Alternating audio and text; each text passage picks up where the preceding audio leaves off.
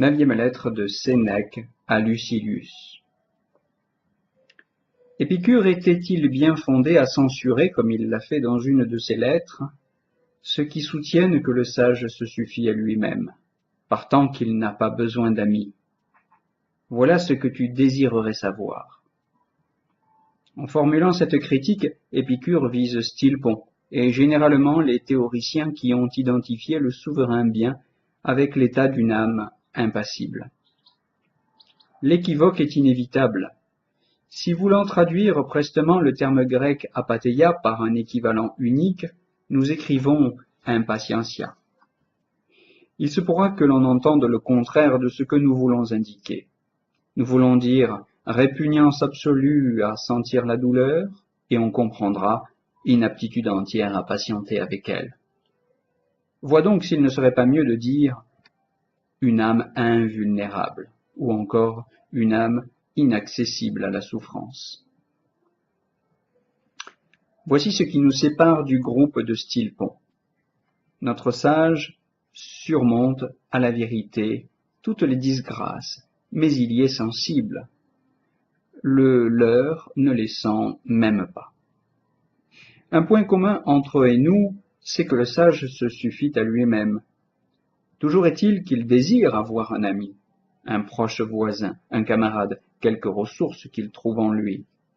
Une preuve qu'il se suffit fort bien à lui-même, c'est que, dans certains cas, il se contente d'une partie de lui-même. Si la maladie, si la guerre lui retranche une main, si quelque accident lui décroche un œil ou même les deux yeux, il sera satisfait de ces débris. Dans un corps estropié, mutilé, il aura l'humeur aussi gaie qu'au temps où ses membres étaient intacts. Toutefois, s'il ne marque pas de regret pour ce qui se trouve lui manquer, il préférerait que cela ne lui manquât point.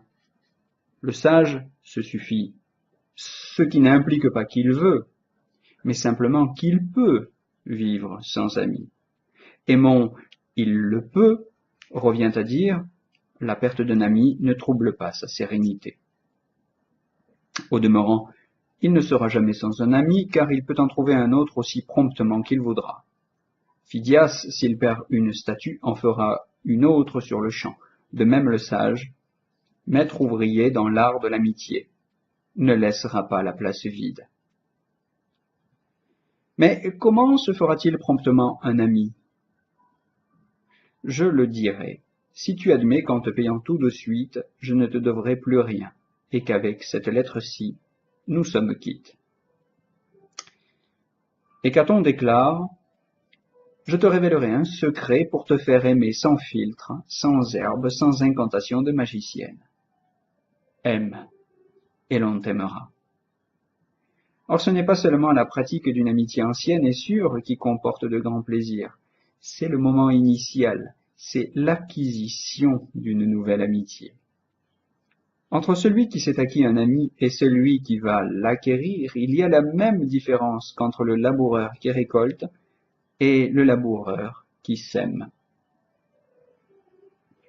Le philosophe Attale répétait que l'on trouve plus de charme à se faire un ami qu'à l'avoir tout fait, de même que l'artiste trouve plus de charme à exécuter sa peinture qu'à l'avoir exécutée. L'activité inquiète qu'il absorbait dans son œuvre ne va pas sans une immense joie liée à cette activité même. L'impression n'est pas aussi délicieuse quand la main de l'ouvrier a posé la dernière touche. À cette heure, il jouit du fruit de son art. Il jouissait de l'art même, tandis qu'il peignait. L'adolescence porte chez nos enfants des fruits plus riches. Leurs premières années ont plus de douceur. Revenons à notre propos. Le sage, encore qu'il se suffise, n'en désire pas moins un ami, ne serait-ce que pour exercer l'amitié, pour ne pas laisser languir une si grande vertu. Il ne cherche pas, comme Épicure le disait dans la lettre susmentionnée, quelqu'un qui veuille veiller à son chevet en cas de maladie, qui le secourt dans les fers ou dans l'indigence. Il cherche quelqu'un afin de veiller lui-même à son chevet de malade, afin, s'il le voit pris dans la mêlée, de le sauver lui-même des geôles ennemies. viser à soi et s'engager dans une amitié avec cette arrière-pensée, erreur de calcul. L'entreprise finira comme elle a commencé. Cet homme s'est fait un ami pour avoir quelques jours un libérateur qui le préservera des fers. Au premier bruit des chaînes, plus d'amis. Ce sont là les amitiés qu'on appelle dans le monde liaisons temporaires. L'homme dont on a fait choix pour en tirer des services cessera de plaire du jour où il ne servira plus à rien. De là ce flot d'amis campés autour des fortunes brillantes. Mais après la faillite, c'est la solitude. Les amis s'esquivent des lieux où on les passe à l'épreuve. De là tous ces scandales, amis abandonnés, amis trahis, toujours par peur. Il est inévitable que la fin s'accorde au commencement.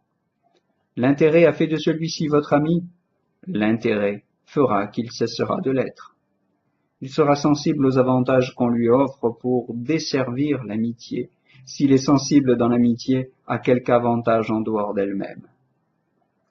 Quel est donc mon but en me préparant un ami? C'est d'avoir quelqu'un pour qui je puisse mourir, quelqu'un que je suivrai en exil, que je protégerai de ma personne, au salut de qui je dévouerai mes jours. Quant aux relations que vous présentez, je n'appelle pas amitié, mais trafic pur, ce qui est tourné vers l'intérêt, ce qui envisage des bénéfices à obtenir. Sans aucun doute, il y a ressemblance entre l'amitié et l'amour. Nous dirons même de l'amour qu'il est la folie de l'amitié. Or, qui supposera que l'on devienne amoureux pour le profit dans une ambition ou une vue de gloire? C'est la passion qui, usant de ses seuls moyens et indifférente au reste, soumet les cœurs au tout-puissant attrait de la beauté, non sans un espoir de réciprocité dans la tendresse.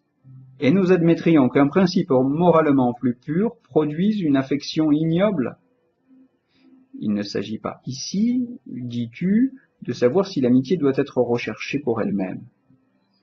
Mais bien au contraire, c'est le point qu'il faut avant tout établir. Si en effet elle doit être désirée pour elle-même, celui-là peut s'approcher d'elle, qui trouve en lui-même son contentement. Et comment s'en approche-t-il, demandes-tu? Comme on s'approche d'une chose parfaitement belle, sans l'appât d'un profit, sans trembler à l'idée des caprices de la fortune. C'est dépouiller l'amitié de sa naturelle majesté que de se la ménager en vue des occasions heureuses. Le sage se suffit. Cette maxime, mon cher Lucilius, est interprétée à faux le plus souvent. On repousse le sage de partout. On le force à rentrer dans sa peau. Cependant, il importe de déterminer le sens et la portée de cette déclaration. Le sage se suffit pour vivre heureux, non pour vivre. Il a besoin, pour vivre, de ressources multiples. Pour bien vivre, il faut seulement une âme saine que le sublime attire et qui méprise la fortune. Je veux faire intervenir Chrysippe et te citer une de ses analyses. Le sage, dit-il, ne manque de rien. Et cependant, il a besoin de bien des choses. L'insensé, au contraire, n'éprouve le besoin de rien, vu qu'il n'est rien dont il sache faire emploi. En réalité, il manque de tout. Le sage a besoin de mains et d'yeux, de beaucoup de choses indispensables pour l'usage journalier. Il ne manque de rien. Manquer comporte nécessité, la nécessité n'existe pas pour le sage. En conséquence, s'il est absolument vrai que le sage se suffit à lui-même, il a néanmoins besoin d'amis. Il les souhaite aussi nombreux que possible. Non point pour vivre heureux, car il vivra heureux même sans amis. Le souverain bien ne demande pas ses moyens au monde extérieur. C'est une culture d'intérieur. Elle procède d'elle-même tout entière. Or, on commence à se subordonner à la fortune lorsqu'on demande à des éléments du dehors une partie de soi. Pourtant, quelle sera l'existence du sage si nous le supposons livré lui-même, sans amis en prison, abandonné au milieu d'un pays étranger, courant les mers ou jeté sur une plage déserte? Celle de Jupiter qui, à la dissolution des mondes, lorsque les dieux se sont confondus dans l'unité de l'être, que l'activité de la nature cesse pour un instant, se repose en lui-même et s'abandonne à ses pensées. C'est à peu près ce que fait le sage. Il se retire en lui-même. Il vit en présence de lui-même. Tant qu'il est le maître de régler ses affaires à sa volonté, il se suffit, et il prend femme. Il se suffit et il assume la paternité. Il se suffit, et cependant il ne vivrait pas s'il devait vivre sans commerce avec les hommes. Ce qui le porte à l'amitié, ce n'est jamais une raison d'intérêt personnel, mais un appel de la nature. Divers objets exercent sur nous un instinctif attrait de douceur. L'amitié fait de même. Comme l'horreur de la solitude coexiste avec l'inclination à la vie sociale, comme la nature appelle l'homme vers l'homme, de même ce sentiment, lui aussi, recèle un aiguillon destiné à incliner le cœur aux relations d'amitié. Néanmoins, si attaché qu'il soit à ses amis, bien qu'il les égale à lui et que souvent même il les place au-dessus de lui, le sage renfermera tout ce qui a valeur de bien dans les limites du fort intérieur. Il dira ce qu'a dit Stilpon, que la lettre d'Épicure traite si durement. Sa ville natale était prise, il avait perdu ses enfants, sa femme, tout brûlé, et il s'en allait, seul, heureux pourtant. Démétrius, celui qui, comme destructeur de cités, s'est acquis le surnom de Poliorcète, lui demanda s'il avait subi quelque perte. Tous mes biens, répondit le philosophe, sont avec moi. Voilà l'homme fort, voilà le vaillant. Le vainqueur trouve avec lui son vainqueur. Je n'ai, dit-il, rien perdu. Et il contraint l'ennemi à douter de sa victoire. Justice, fermeté, prudence, tout ce qui est à moi est avec moi. Tout, y compris cette résolution même de ne compter comme bien rien de ce que l'on peut se voir ôter. Nous nous émerveillons devant certains animaux qui passent indemnes au travers de la flamme. Cet homme n'est-il pas une bien plus grande merveille? Il passe au milieu des épées, des écroulements, des flammes, et il part sans dommage ni perte. Ne vois-tu pas à quel point il est plus facile de vaincre un peuple entier qu'un seul homme de cœur? Le langage de Stilpon, c'est celui du stoïcien qui lui aussi, tout pareillement, porte ses biens intacts à travers les villes en cendres. Il se suffit à lui-même. Sa félicité ne vise pas au-delà. Garde-toi de croire que nous soyons les seuls à proférer de généreuses paroles.